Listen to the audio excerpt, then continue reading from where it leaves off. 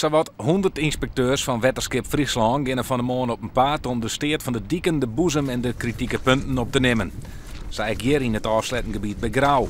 Dit het wetterpeil de aan de nacht een paar centimeter zak is. Hier mag wat gebeuren, hier is lek. En je er wel heen. Het zit hier aan de kantje boord, waar kijkt en bij een stuk west. Ja, daar staat misschien 4 centimeter onder de kruin van de polderdiek. En het is ook net zo'n geweldig grauwe polderdiek. Dus ja, dat wordt hier wel kritiek. Het is, ja, het moet vooral letten worden. En dat voel je helemaal. Het is wel een mooie stevige polderdiek. Maar als het dagenlang toch de wetters in de hand staat, dan wordt het plastic een speeltje dat er werk wordt. De ME en wetterpolitie bewaken het gebied rondom de but, zodat inbrekkers haar slag net slaan kunnen. Justrion had de gemeente Waasterhem bewoners met klamvregen het eilandje en recreatiepark in de Leiden te verlitten om een oerstreming te dreigen. Uiteindelijk bleven er toch nog 40 mensen achter in de vakantiehoeskes en halve bewoners van de but wonen ook net voortgaan. Zei ik boer Wattenaar en een vrouw.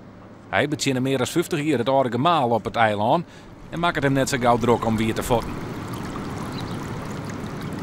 Nou, had wel vaker meemaken. Ik ben bijna 80 jaar dat ik vind het een beetje paniekerig. Ik meld het gemaal hier en die zit redelijk in de macht, vond ik. Je had er vandaag net een tel minder om sled? Nee, ja, dat is beter, want dan kun je het doen. Dan heel lang rond met die schepen en zo.